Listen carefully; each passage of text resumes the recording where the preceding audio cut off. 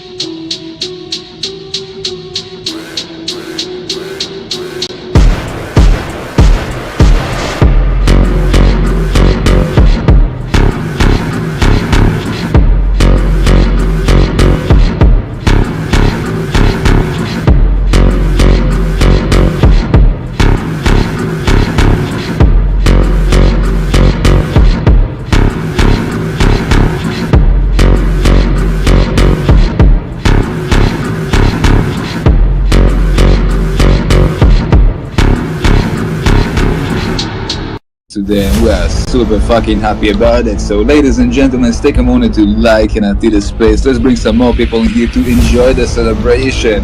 Yes. The farewell party to the Saviour. Say goodbye, a farewell for this motherfucker that put the fucking video of the fucking hostage.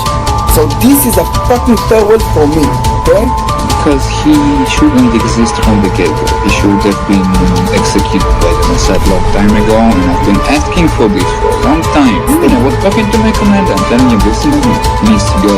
I think that you need to gather all the bios, eliminate them. He deserves to be genocided like all the other Nazis, and he's a convicted fucking criminal. And they pissed the hell out of me. This fucking Hamas and giving them a voice after October 7, and us Jews and Israelis can live peacefully. I hate him. Great. I hate him.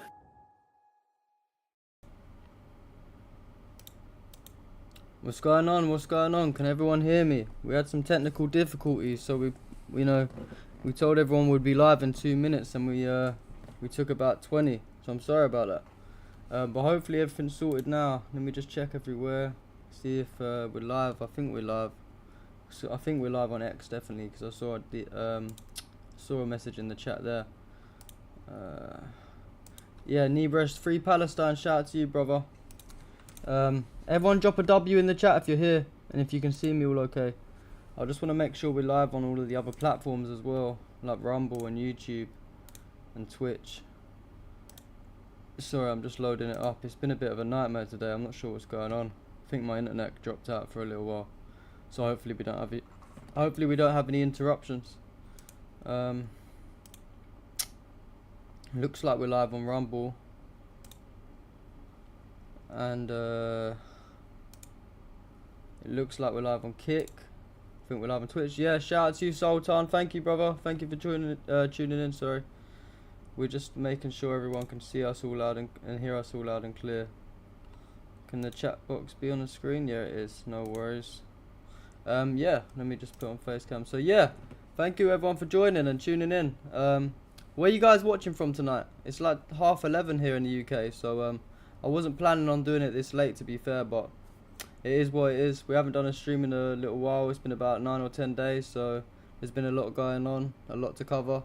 I was going to do a stream a couple of days ago, but obviously the ceasefire talks were happening, so I thought, you know what, let me wait it out and see what happens with the ceasefire first of all. So yeah, where's everyone all tuned in from tonight?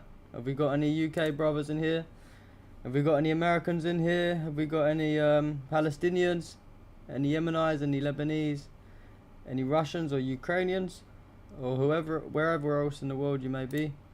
Let me know in the comments. I'm just checking all the other streams as well. We've got a few people watching on Rumble. Excuse me. But yeah. We've got someone from Morocco. Shout out to you, brother. What time is it over in Morocco? Is it, I don't know what time zone you guys are on. I'm not sure how far behind you are, but it's like 11:30 here, so it's kind of late. It's kind of a late stream tonight, but We won't do it for too long. We'll maybe do it for an hour. We always say this every time, to be fair, that we're going to do it for like an hour, and then it always ends up running over. So I'm not sure how long it's going to go on for. Maybe an hour or two. Who knows? Excuse me. But yeah, we'll get into it anyway for the people that are watching and the people that aren't in the chat. So the main topic of tonight is obviously going to be the Gaza ceasefire. I mean, what you make of it, I don't know. What I make of it, to be honest, I don't know. I mean, we've seen ceasefires before, and you know, last year we had a ceasefire, and sorry, just going to interrupt myself. It's midnight where you are, so yes, it's kind of late as well where you are. But yeah, so we saw a ceasefire. I think it was it late 2023 or early 2024? There was a ceasefire and a hostage deal, and you know, the Palestinian hostages got swapped over with the Israeli captives, and yeah, but in between this whole time when this was happening, there was meant to be a complete cessation of, you know, fighting in Gaza. Israel were targeting, you know, everybody, as they always do. They was targeting journalists, they was bombing civilians, the children, you name it, they was doing it. They was killing people that was waiting for aid. They was pretty much just breaking the ceasefire any means necessary. We've seen the same thing with Lebanon too, you know. They've meant to be having a ceasefire right now in Lebanon, but they've been killing everyone over there as well. So it wouldn't surprise me if the ceasefire is breached. Obviously, I hope for the best, and I hope that this is the end now. But, you know, you never know, I guess, with Israel. They're you know, the biggest terrorist organisation in the world, so what can we expect? Oh, we got some people on YouTube. Hang on a minute. Yes, Cleopatra, shout out to you from Peru. Sorry. Great to see you tuning in as always. What do you think of the news, you guys? I mean, what do you think of the ceasefire news? Before we start getting into all of the facts about it, do you guys think there's actually going to be a ceasefire this time? Do you think that Israel has actually had enough now? Because what I think is funny is that when this whole genocide begun, Israel claimed that they was not going to stop fighting until they defeat Hamas. They was not going to stop fighting until Hamas is gone out of Gaza. What else did they say? They said obviously they want the hostages back. Clearly they didn't care about that, because ever since the ceasefire agreements come onto the table, all of a sudden they don't care about the hostages. You know, all of Ben Gvir and all these guys have been coming out and saying, no, we're going to leave the government. But so they failed to defeat Hamas. They failed all of their military objectives. So who wins really? Who wins? It's Hamas, of course. Hamas have defeated Israel. The same as Israel lost against Hezbollah, and the same as Israel lost against the Houthis. But it's funny, really, isn't it? It's funny that Israel is meant to be one of these big bad states that have got all of this weaponry. They've got all of this backing from the, you know, NATO and from the West and all these other countries. They've got all the funding from everywhere, and they still couldn't defeat Hamas this whole time. You know, Hamas are still going strong. We saw them coming out in Gaza, celebrating with the Palestinians. You know, they're not hiding or anything. So, yeah, it's funny to just laugh at these Zionists. They've completely failed. All of this time in Gaza for what? They tried to take the land. They tried to get rid of Hamas, but it all backfired, and they lost. It sucks to be Israel. It sucks to be a Zionist. But yeah.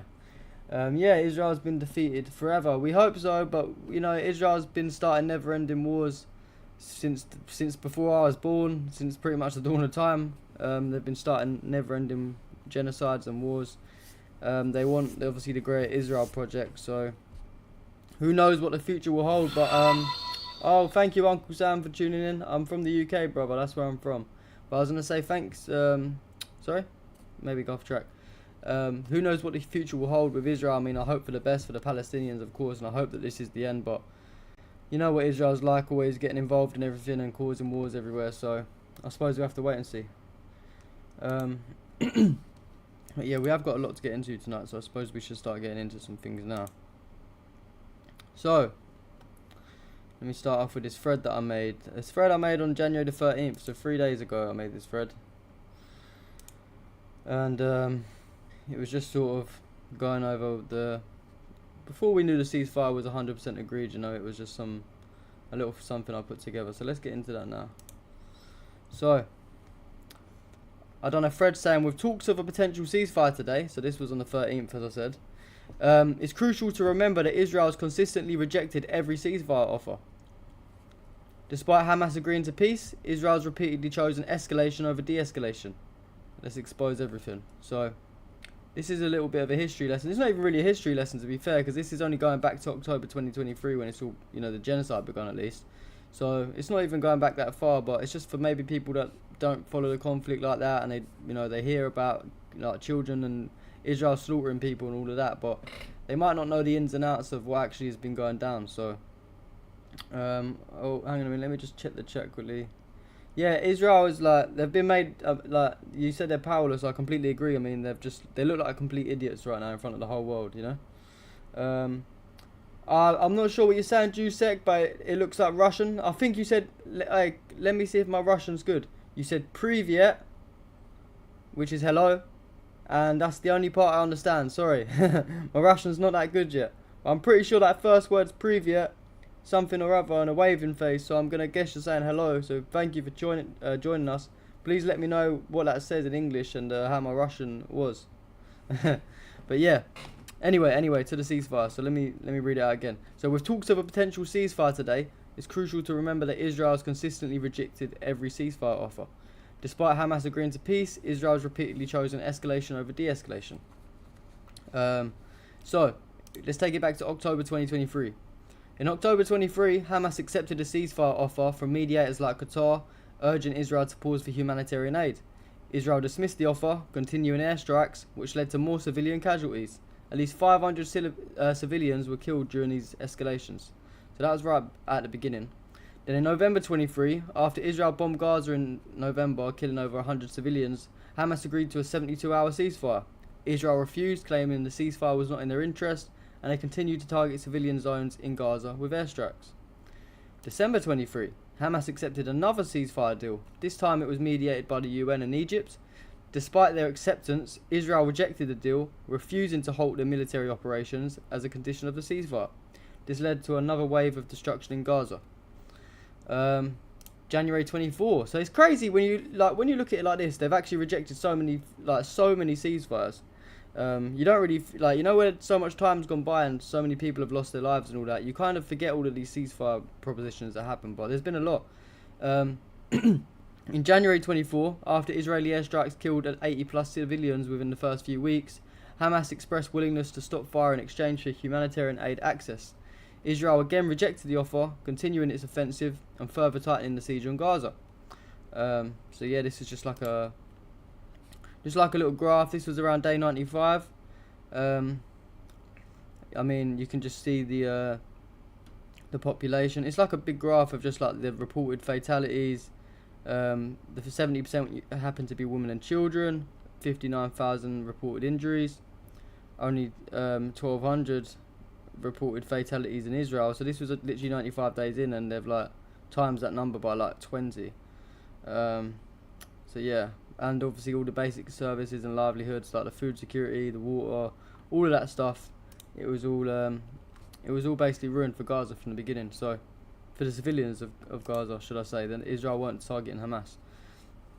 But yeah, March 24, with Gaza facing a humanitarian crisis, Hamas agreed to a brief ceasefire for aid deliveries. Israel rejected the proposal, accusing Hamas of using humanitarian aid as a bargaining chip, continuing airstrikes and preventing vital aid from reaching civilians. So, what can you say? April 24, in early April 24, following a series of deadly attacks by Israeli forces on Gaza, Hamas accepted an Egypt-brokered ceasefire. Israel rejected it, continuing operations under the guise of counter-terrorism. The genocide claimed more civilian lives. In May 24, Hamas offered multiple ceasefires. Israel refused each time, stating its need to destroy military infrastructure, even as civilian casualties mounted rapidly. So we can see the pattern here. It carried on into June, it carried on into August, it carried on into September, carried on into October again, a whole year down the line, November, and December, which was obviously last month. And Hamas once again accepted a ceasefire mediated by Qatar and Turkey after heavy bombing in Gaza. Israel refused, continuing its offensive and rejecting any pause in hostilities. So the death toll continued for civilians. And in conclusion, I said, given Israel's consistent rejection of ceasefire deals since October 2023, it's clear that Israel cannot be trusted to de-escalate today. Every time Hamas accepts, Israel rejects, showing a clear pattern of prioritizing military escalation, and terrorism over peace. So that's just a basically, yeah, that's what Israel is known for, you know. They don't ever want peace, and we're going to get into this in a minute in a bit more detail, but basically after this recent ceasefire has been announced, Israel's already sort of because the ceasefire has been announced, yeah, but it's not meant to technically go into place into Sunday.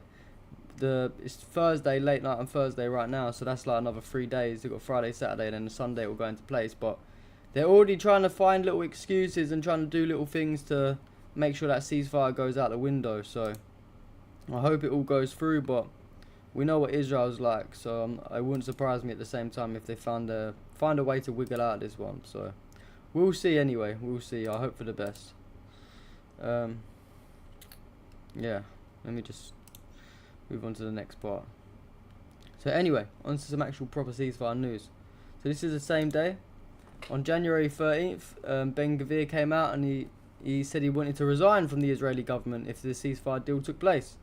I mean, that would be a double W, you know. We don't want Ben-Gvir in the government anyway. I mean, they're all the same, all the Israelis and stuff, so it wouldn't make too much of a difference. But personally, one of the people I really hate a lot is Ben-Gvir. Like, obviously Netanyahu's probably the worst one, but Ben-Gvir, you know, he's like a proper rat, and he, like, you know what I mean, like, proper hate that guy. So it would be great if he was gone. It would be great if he was gone. And yeah, Clone Plum, thanks for tuning in. You said they always find a way to gaslight everyone and blame it on the Palestinians. And yeah, there was actually a security incident that took place, funny enough, where multiple Israeli soldiers were killed around the same sort of time as the ceasefire was announced. And in my head, I was just thinking, oh, I bet they're going to try and find this as a way to stop the ceasefire, you know. But it wouldn't surprise me. They'll find some sort of bullshit tactic to try and get out. But January the 14th, CNN quoted an Israeli official saying, "Under the agreement, we will release hundreds of Palestinian prisoners, including those convicted of killing Israelis. Palestinian civilians will be allowed to return to the northern Gaza Strip freely under the agreement." So yeah, that's the sort of, that was like the early talks. And then this little thread I done about Ben-Gvir ties in as well, because he said he wanted to resign. And he actually came out and said he wanted to collapse the whole government. So I done a thread about it saying Ben-Gvir threatened to collapse the Israeli government over ceasefire talks, bragging about blocking the peace deals. Here's how his extremist actions expose his true agenda of violence and disregard for all human life. So, give me 1 second. Sorry, wires are all caught up around my feet. But yeah, so basically this is like a little dive into Ben-Gvir for those that don't really know a lot about him as well. I mean, we always see him talking a load of nonsense and that, but this is a bit more about him. So, as discussions of a ceasefire unfolded, Ben-Gvir openly threatened to collapse Netanyahu's coalition. He claimed credit for derailing past deals and also boasted about refusing compromises, showing his commitment to the violence over diplomacy. He's repeatedly blocked ceasefire agreements that could save lives. He recently bragged about pressuring the Israeli government to continue bombing Gaza, prioritising his extremist agenda over peace or humanitarian aid. While Israel claims to fight for the hostages, Ben-Gvir's actions prove otherwise. By rejecting ceasefires and fueling military escalation, he clearly shows no interest in protecting the Israelis, and his focus is on genocide and not hostages. So, and for years Ben-Gvir has undermined any attempts at peace with Palestinians. He called for the mass expulsion of Arabs to incite and settler violence, and he also made it clear that he values destruction over resolution. So some little facts there, that he's the leader of the Jewish Power, an ultra-nationalist party. He was indicted 50 plus times and convicted once for inciting violence and hate speech. He calls for Arabs to be expelled from Israel, disloyal Arabs. And he joined Catch, who's an ultra-nationalist movement, which is listed as a terrorist group by the US at the age of 16. So, interesting. Not surprised either. Clone Plum saying he's already resigned. I mean, I did just do a tweet a minute ago. Let me just open it up. I did do a tweet a minute ago just before I started the stream. And I don't know if he's resigned yet, unless there's been something that I've missed over the last hour or so. But he actually came out and said, from what I saw of the celebrations in Gaza, we know which party submitted. And then he also said, if the deal is approved, I'll resign from the government. And that was about 3 hours ago. So I'm not too sure if he actually has yet. I don't think he has, so I don't know. Maybe keep me updated if you see anything. But he's also, back to the thread, he's also a proud follower of Mayor Kahan, whose party was banned for racism and terrorism. He called for demolishing the Al-Aqsa Mosque, annexing all the Palestinian land, and expelling all the non-Jews. These are the views that drive his policies. So yeah. He also refused to allow ceasefires which cost countless civilian lives, of course. He supports policies that cut off electricity, water and food to Gaza, which directly contributes to the genocide of the Palestinians. Obviously, while Gaza burns, Ben-Gvir focuses on empowering illegal settlers in the West Bank. He's pushed policies that arm settlers and shield them from accountability as they terrorise Palestinian communities. So yeah, he actually he gives out guns to these illegal settlers all the time. Ben-Gvir's rhetoric fans the flames of racism within Israeli society. His speeches and policies promote hatred towards Arabs, deepening divisions and ensuring that peace remains impossible under his leadership. His entire career is built on violence, from his calls for ethnic cleansing to his role in sabotaging ceasefires.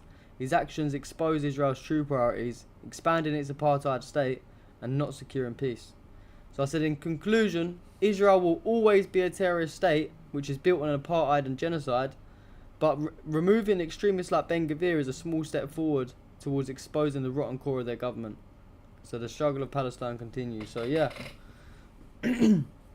obviously, I hope Ben-Gvir is gone. I mean, we all know Ben-Gvir is a terrorist. He's one of the most vocal terrorists out of all of them. He's always crying about something, you know. He's always crying and moaning and he's just a horrible person in general. But as I said, Israel as a whole is a terrorist organisation, and I don't think that will ever change no matter who's in charge. But removing Ben-Gvir would definitely be one small step forward, you know. So hopefully he's gone. Hopefully he is gone. Good riddance to him if he is. Yeah.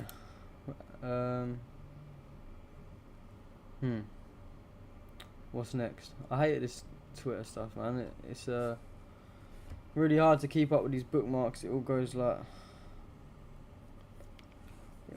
They need to update their bookmarks, sorry. But yeah, back to the ceasefire. So Donald Trump first, this is like, apparently everyone's saying as well, let me put this back to facecam. Everyone's saying as well apparently that Donald Trump was the one that actually brought the ceasefire and, you know, made it happen. And which is actually kind of crazy to me because, you know, all of this time Joe Biden was in charge. He claimed he was trying to get a ceasefire and all of this, and like blah blah blah. And then Donald Trump, who's not actually, like, he's done like his speech and all that, you know, he's meant to be coming in, I think it's on the 21st or the 22nd. So he's not even in charge yet officially, and he's managed to, you know, get a ceasefire together, which shows that how easy it actually was. Because this whole time Hamas wanted a ceasefire, you know. Hamas said, look, stop the bombing of Gaza, and you get your hostages back, and just give us some of our prisoners back as well. But yeah, what happened? I mean, Joe Biden couldn't do it. As much as a Zionist Donald Trump is, you know, we all know he loves Israel and all this, but you got to give him some sort of credit, I guess, if it is true that he did help, if he did put the ceasefire on the table, sorry, because, I mean, of course we want the genocide to stop, and despite what he might have been doing it for, you know, to maybe it made him look good or anything like that, the fact of the matter is that it still happened. So it's a rare W for Trump. Hopefully he can come in and sort the Russia and Ukraine SMO out as well. That'd be great. But anyway, Trump came out. He made a tweet actually. This was like a tweet on his like Truth Social platform, and he said a deal has been reached in the Middle East and prisoners will be released soon. So then we heard the news. The citizens in Gaza celebrated the ceasefire announcement, which is, these videos are great, you know, because we're so used to seeing all these horrific videos all the time of all these Palestinians being killed and everything like that, and they don't have a lot, you know, they've probably lost all hope as well at this stage. It's been like nearly a year and a half of this genocide, so to see them all happy is really a good sight. Here's a little clip.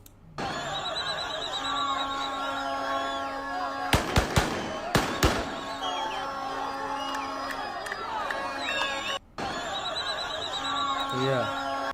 But at the same time, as I was saying earlier about Israel can't be trusted, at the same time, moments after the ceasefire was announced, Israel murdered another 3 Palestinians in Jenin.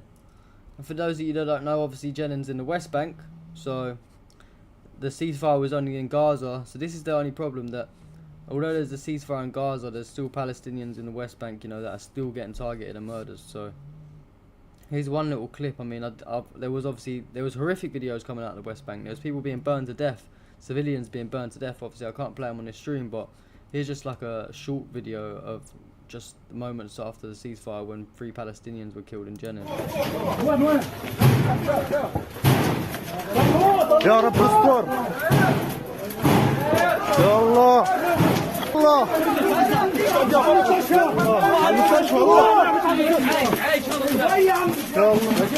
يا الله شهداء يا الله يا الله. So yeah, I mean, what can we say? It's not like we didn't expect it. Didn't think it'd be that quick, to be honest with you. Like, literally at the same time they're announcing a ceasefire, they're still killing civilians, but I suppose their goal is that if they are going to continue the ceasefire, they've got to kill as much more civilians as they can within that time, you know.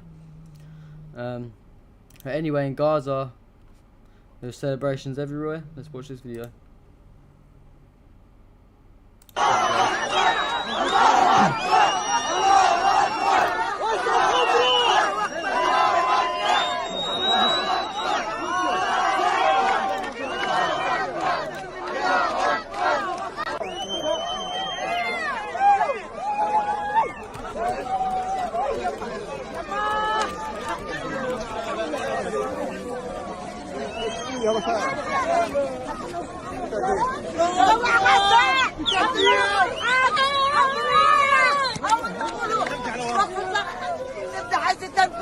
هتزود على الواد اول واحده على الواد غزه غزه هنروح غزه يا غزه جاياك يا غزه يا غزه يا عز يا رب.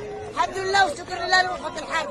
الحمد لله الحمد لله والشكر لله يا رب. الحمد لله الحمد لله. So yeah, it's great to see the Palestinians actually been able to celebrate for once, you know.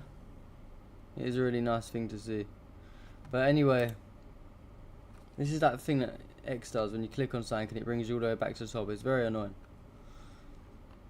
But anyway, the Gaza genocide is over. The Prime Minister of Qatar officially announced the success of negotiations for a hostage deal and a ceasefire in the Gaza Strip.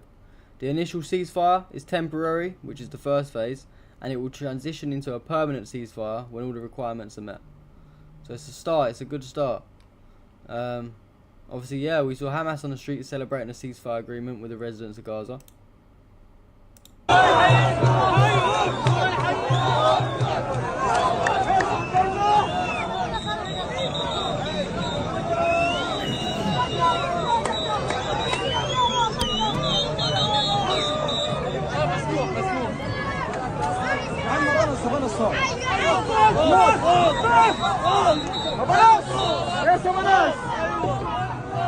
صلي يا بنات صلي صلي يا بنات يا عم قول له صلي قول له قول له اصبر شوي. So yeah, they're definitely not hiding. And then the Zionists came out and they was actually furious at the ceasefire, and they was even turning on their best friend Trump. Then Trump said that statement where he said we have a deal for the hostages in the Middle East, they will be released shortly. Some Zionist account replied saying, "No, Trump, you forced Israel into a terrible deal for 33 hostages, several of whom are dead. The majority will remain kept inside Gaza. Their fate's gone up in the air. You did this in order to claim a win on the 20th, and with no other considerations taken. Extremely disappointing. So what? I thought you cared about the hostages. I thought these Zionists, you know, I thought these Zionists cared about the hostages, and now they're all crying that Trump's got them a hostage deal. What's the problem? Of course that wasn't the real issue, you know. We all know what the real issue is. They wanted to ethnically cleanse the Palestinians and take all of their land. So now they're having a meltdown. They're turning on their best friend Trump over it. It's funny. It's funny to see their true colours start to come out, you know. Idiots. Absolute idiots. And then, so celebrations took place in Lebanon to celebrate the ceasefire for their brothers in Gaza.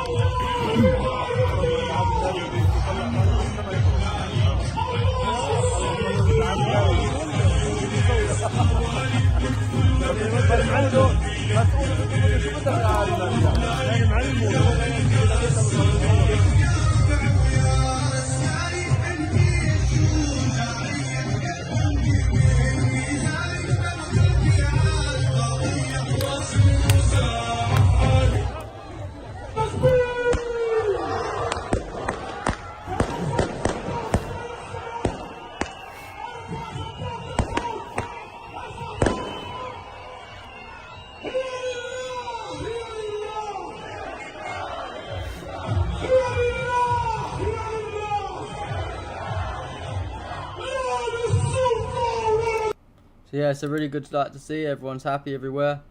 And then of course, the cowardly Prime Minister of Britain, unfortunately where I'm from, the cowardly Prime Minister the cowardly Prime Minister Keir Starmer came out, and he had to obviously put his 2 pence in on the Gaza ceasefire. So let me read out his statement. I'm just getting it to where I was.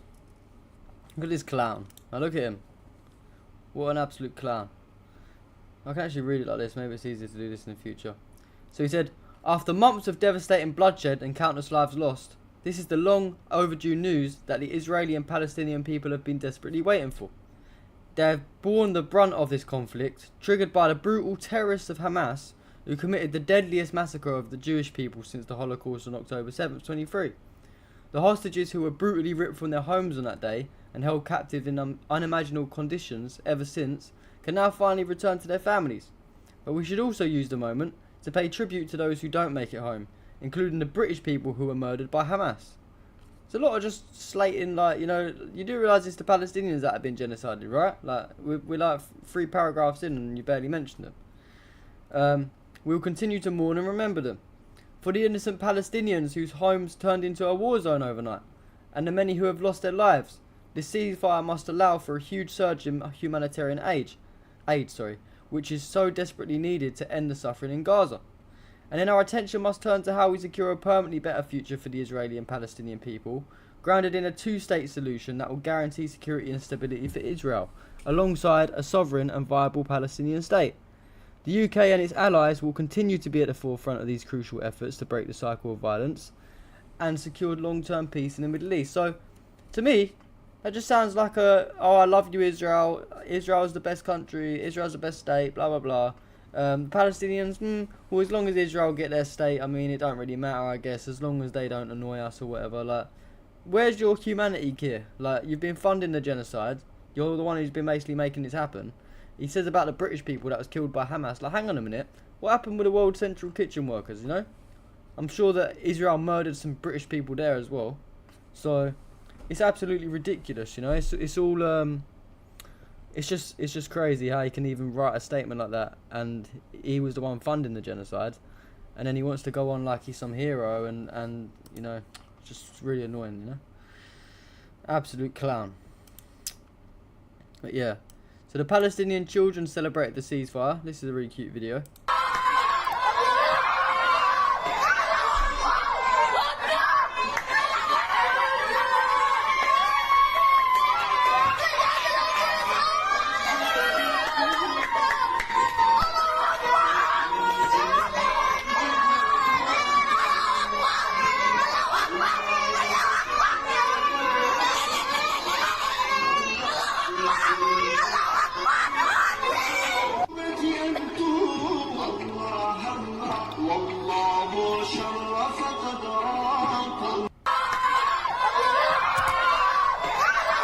So yeah, bless them little kids, man.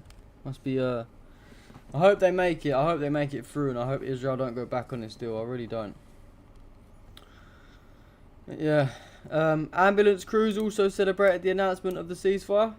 Obviously these guys, they've probably lost most of their colleagues, and they're out here risking their life every single day. I think that means 467 days that went on for, which is absolutely insane. But yeah, there's a little video of them.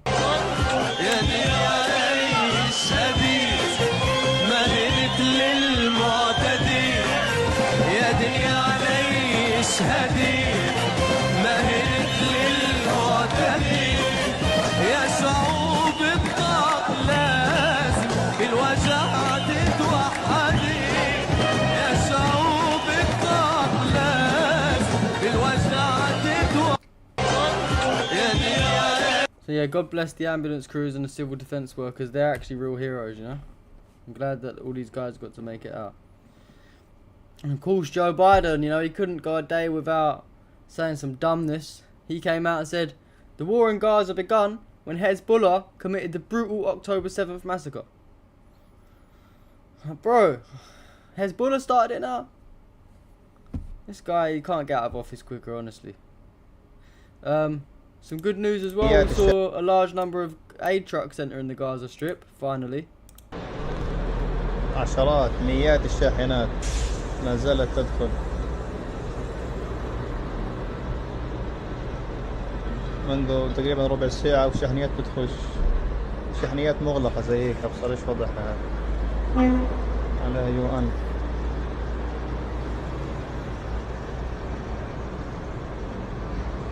عشرات مئات يا للهول.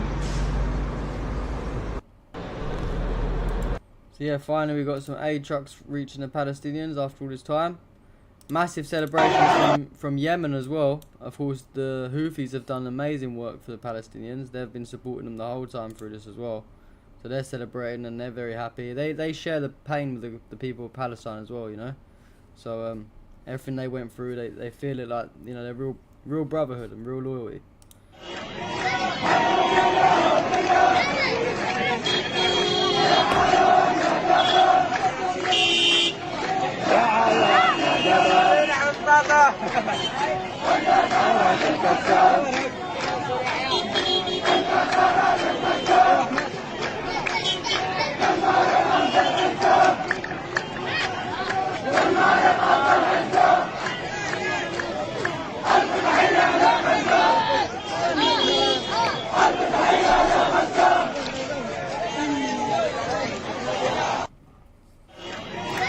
So yeah, just so much happy scenes everywhere. And Clone Plum said, after being hunted for years, they finally got a whiff of some freedom. I can only imagine how happy they were and will be. And yeah, you've hit the nail on the head there, brother.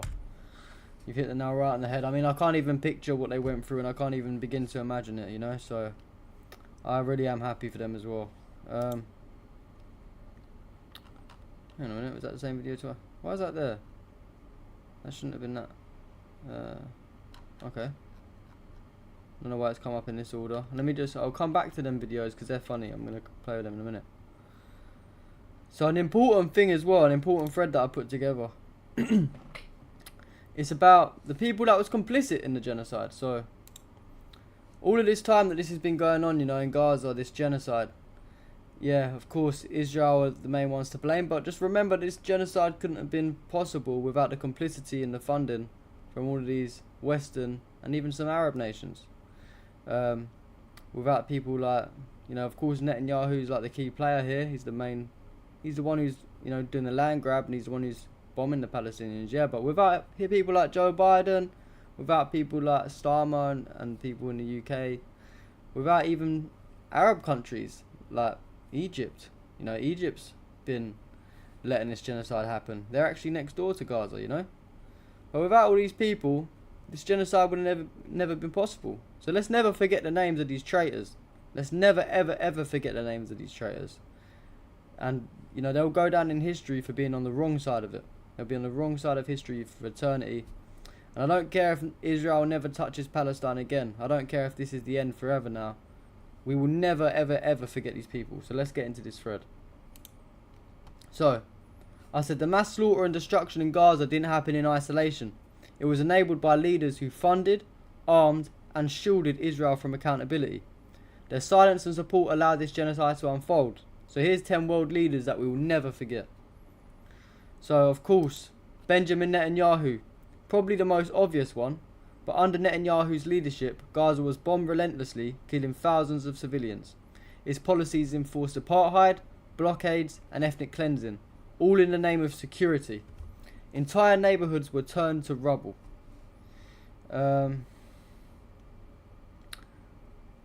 Joe Biden, the US provided $3.8 billion annually in military aid to Israel, even as its airstrikes killed children in schools and hospitals. Biden's called Israel's onslaught self-defense, and he blocked every single UN resolution calling for a ceasefire. Every single one. Every single one. Never forget that, man. I know he's probably not the one that's, you know, the main culprit. He's probably got people in his ear. I mean, the guy's not in an offensive way. The guy's obviously got like dementia or something and he's being used, but still, it came out of his mouth, you know, all of this stuff. He's the one who put the blockades in, whether he's been told to say it or not. So it's just the whole of the US, really, the whole of the US government. I mean, obviously, when I'm talking about these countries, I'm not talking about the people that live there. Of course I'm not, okay? So keep that in mind. Of course, even my own country, the UK. Rishi Sunak. Sunak parroted Israel's propaganda, claiming the genocide was justified.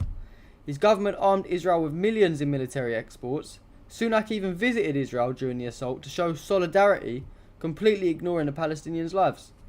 UK export licenses for arms to Israel exceeded 400 million between 2022 and 2023, fueling the violence.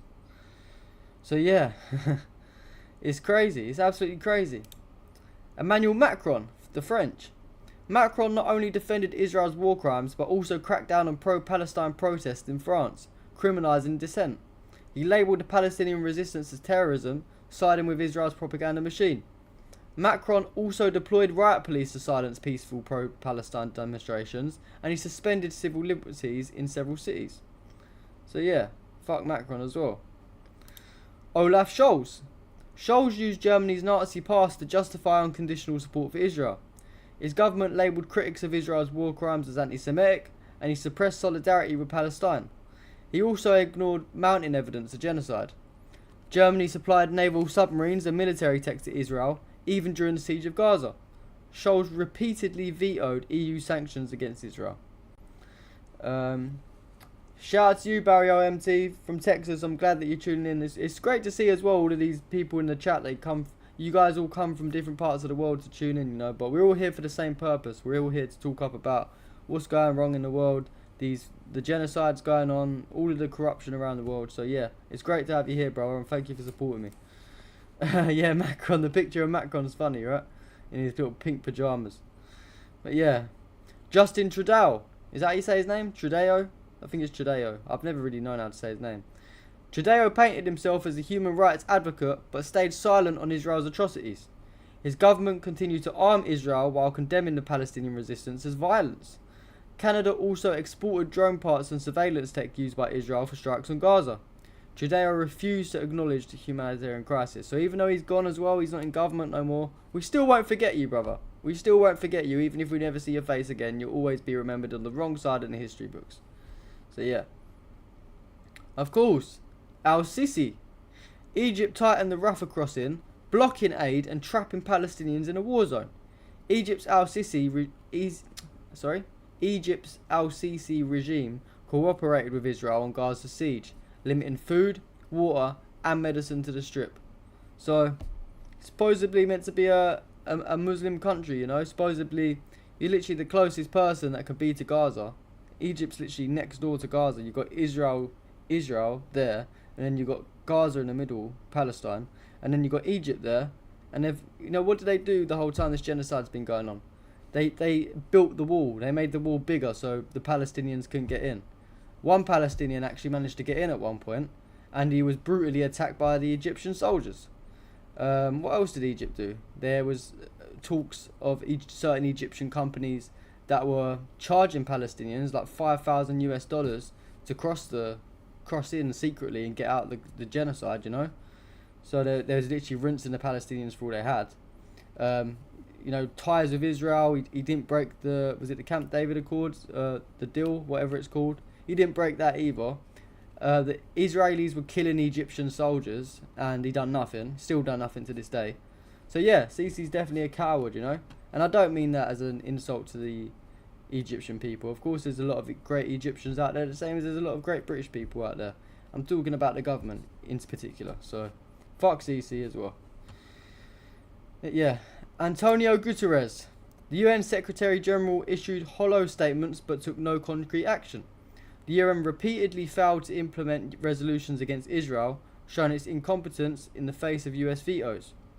Internal UN reports described Gaza's conditions as unlivable, yet no measures were enforced to support the siege. So yeah, the UN, they all talk a good game, they don't do nothing. Cowards, absolute cowards. The Cleopatra said Sisi's a phony clown. I agree, he's a fucking clown.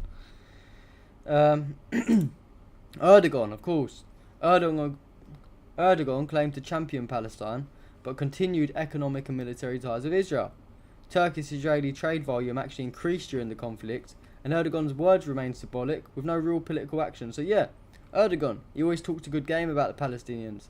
He always said, you know, he showed so much support and all this and blah blah blah, but never done anything. Never done anything at all.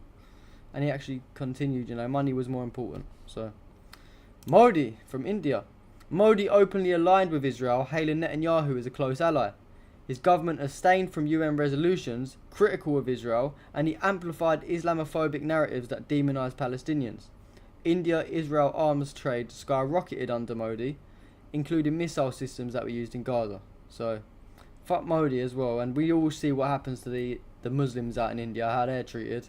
There's clearly an Islamophobia problem over there. They're destroying. They're killing Muslims. They're beating them to death, and Modi's done nothing. He's done absolutely nothing.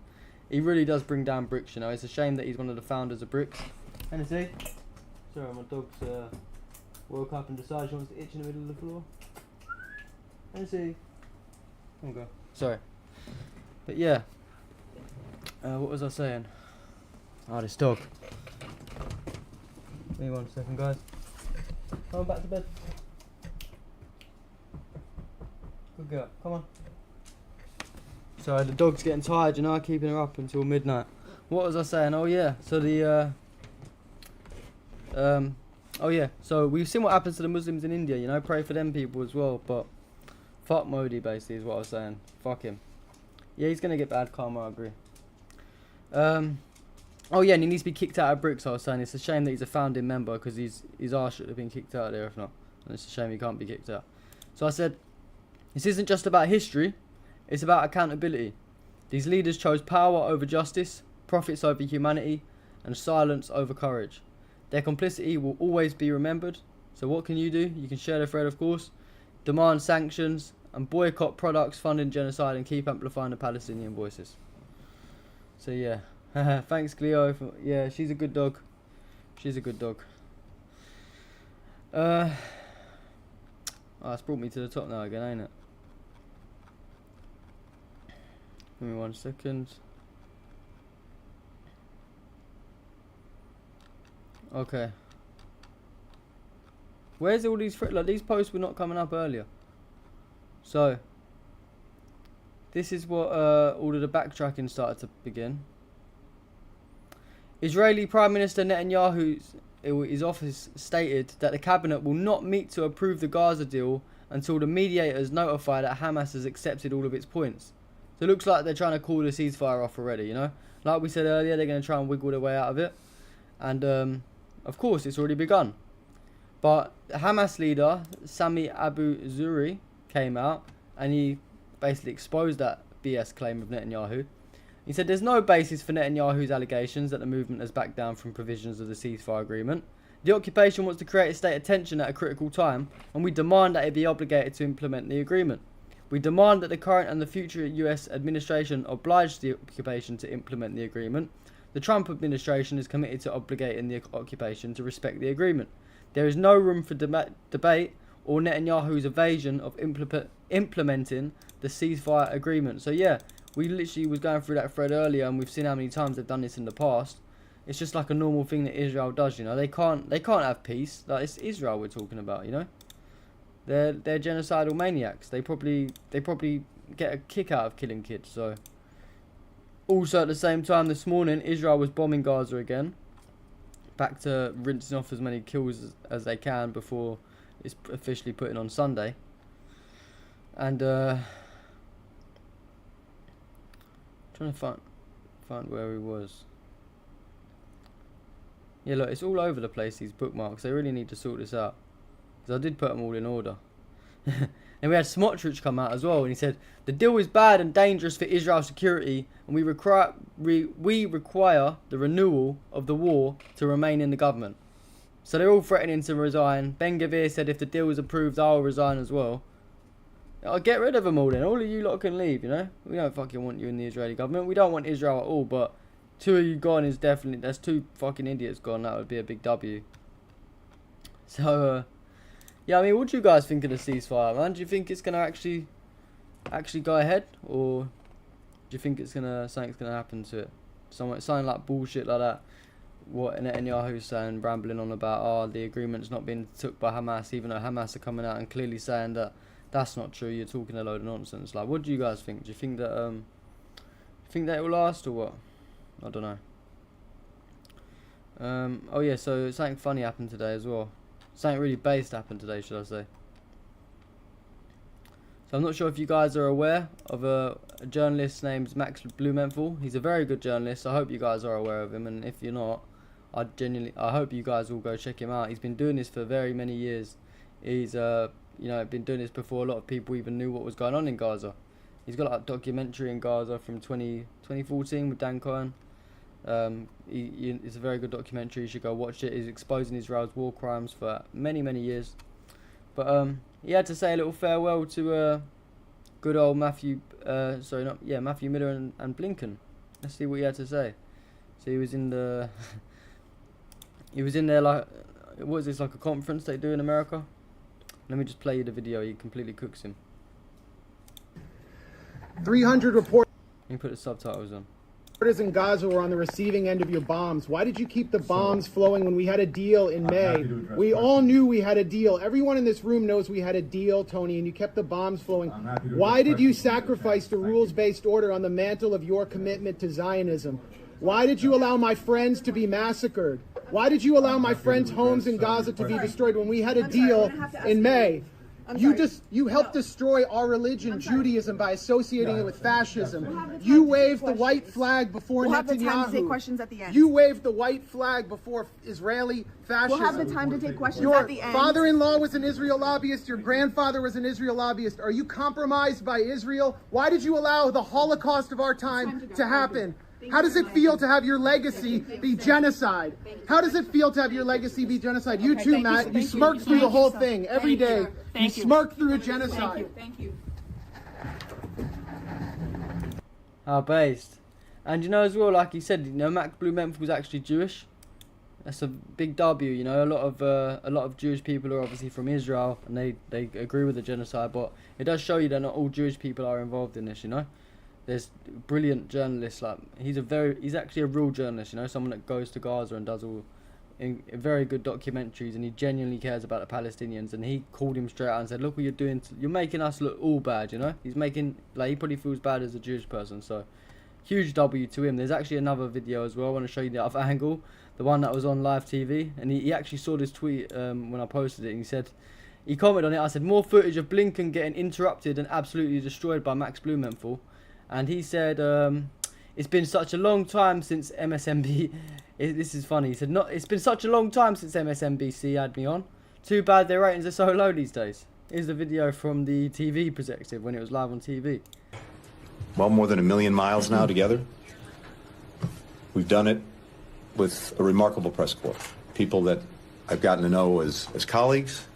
If I said friends, that might actually create problems for you. But let me simply say how much I appreciate the partnership, the professionalism, the work that we've done. I have even greater respect, even greater appreciation for you asking the tough questions, for you holding us to account. Being on the receiving end, sometimes that's not always the most comfortable thing, not always the most enjoyable thing, but it is the most necessary thing in our democracy. Reporters in Gaza were on the receiving end of your bombs. Why did you keep the bombs flowing when we had a deal? I'm happy to address questions. We all knew we had a deal. Everyone in this room knows we had a deal, Tony, and you kept the bombs flowing. I'm happy to address questions when we get a chance. Thank you. Based order on the mantle of your commitment to Zionism. Why did you allow my friends to be massacred? Why did you? I'm happy to address your questions when we get to questions. Thank you. Thank you. You helped destroy our religion, Judaism, by associating. Yeah, I have a statement. Yeah, I have a statement to make. Thank you. You waved the white flag before Netanyahu. You waved the white flag before Israeli fascism. I look forward to taking questions when I get a chance to finish my statement. Thank you. Your grandfather was an Israel lobbyist. Are you compromised by Israel? Why did you allow the Holocaust of our time to happen? How does it feel to have your legacy be genocide? How does it feel to have your legacy be genocide? You too, Matt. You smirk through the whole thing every day. You smirk through a genocide. Thank you. And thank you, Matt. Now, I've got a few more things to say, and I'm happy to take any question about anything, as we've done these past 4 years. And indeed, I'll talk a little bit about the developments the last few days as well. But I first really wanted to say thank you to each and every one of you. And also thank you to, well... What an absolute clown as well, you know, like this fucking Blinken, like. He didn't want to even mention a single word that he said, like, and he said, you know, the funny thing is, at the beginning, what did he say? What was he saying at the beginning? As colleagues, if I treat you, appreciate respect.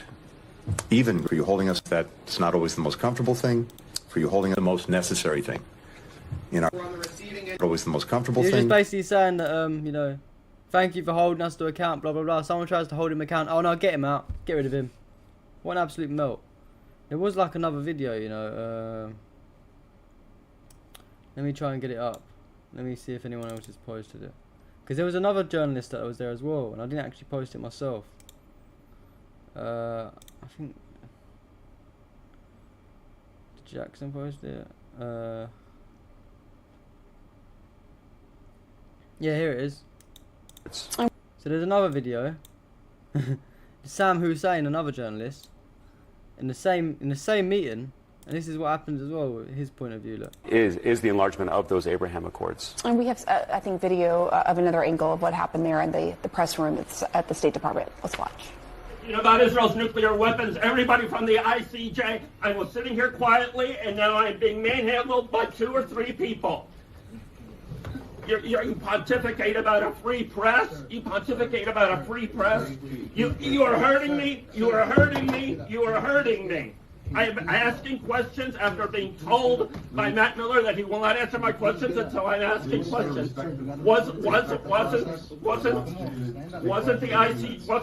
of the May 31st statement to block the ICJ orders? You blocked the ICJ orders. We still respect the process. Oh, respect the process. Respect the process. Well, everybody from Amnesty International, from Amnesty International to the ICJ, saying that Israel's doing genocide and extermination, and you're telling me to respect the process. Criminal! Why aren't you in The Hague? Why aren't you in The Hague? Why aren't you about Israel? Wow. So I can't speak to who that was. What I will say is that, you know, over the past few years.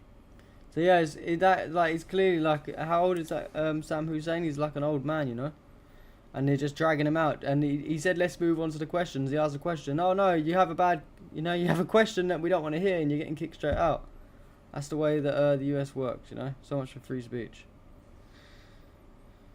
But yeah, man.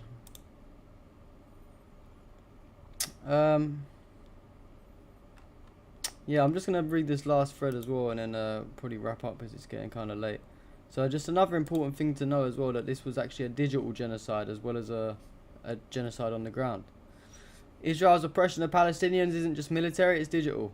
Using spyware, surveillance drones and high-tech checkpoints, Israel has turned Palestine into one of the most surveilled places on earth.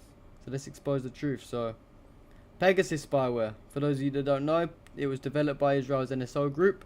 Pegasus spyware has been used to hack the phones of Palestinian activists, journalists and politicians. It grants access to calls, messages and even the camera, turning devices into tools of surveillance. So yeah, crazy. Obviously mass surveillance in the West Bank. Israel uses advanced facial recognition systems to monitor Palestinians at checkpoints and in cities. Cameras everywhere, creating an open-air prison where every move is watched. They've got the Blue Wolf database. Israeli soldiers use an app called the Blue Wolf to catalogue Palestinians. It stores personal data, including photos, and soldiers are rewarded for capturing as much information as possible. It's an apartheid fueled by tech. Surveillance drones over Gaza. Drones buzz constantly over Gaza, collecting intelligence and targeting Palestinians. Many are armed, meaning they can surveil and strike within seconds. So Gaza's a testing ground for Israel's war tech as well. They've got high-tech checkpoints, which everyone probably knows about. Israeli checkpoints aren't just physical barriers, but they're actually hubs of digital control. Biometric scanners and advanced tech track Palestinians' movements daily, denying them even basic freedom of movement. They've been hacking Palestinian networks. Israel has actually hacked Palestinian communication networks to monitor conversations and suppress dissent. This digital warfare strips Palestinians of privacy and fuels constant fear. They have smart walls around Gaza.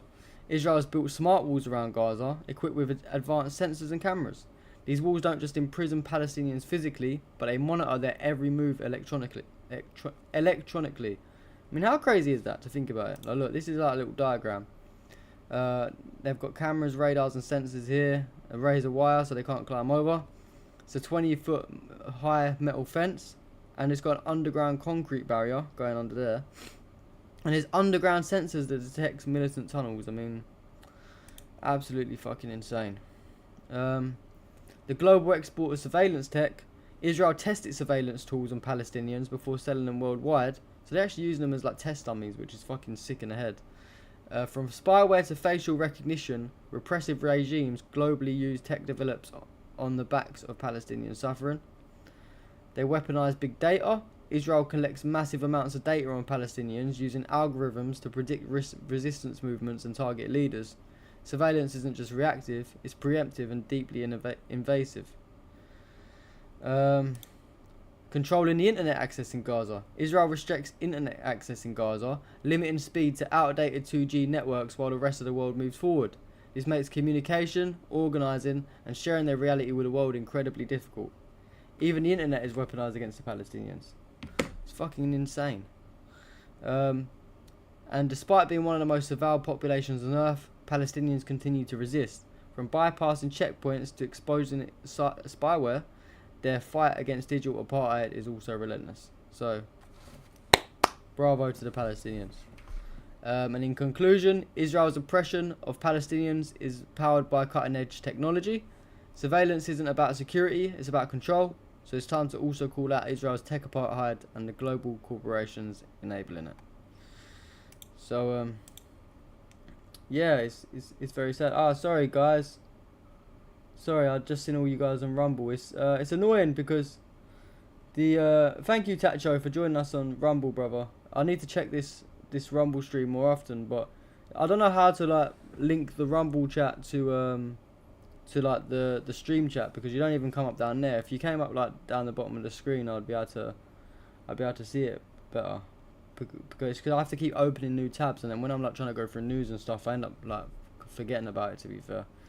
But I'm just trying to read what you said. Yeah, you said Max is brilliant, he's a G, completely agree. And yeah, everyone just sits there in a meeting. It's absolutely insane. Yeah, and you said yeah, it's literally like they're all dragging that man out, the older journalist. Like, it's crazy. And you said the wall cost around 2.1 billion, and I wonder who funds that 2.1 billion. Probably the American taxpayer. Dr. Evil, you said the live is finally working again. I mean, what was wrong with the live? Have we not been live the whole time on X? Like, is that why there's not really been a lot of people tonight? That's crazy if it is. Because I was having technical difficulties as well just before it started. And I think it had been live, I'm not sure. Maybe it's just been a glitch or something.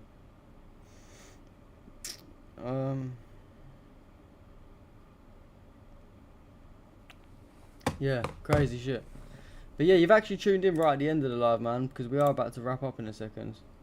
Let me just check no one said anything on Kick. Oh, of course we got a bot on Kick talking nonsense. You can get out of here, mate.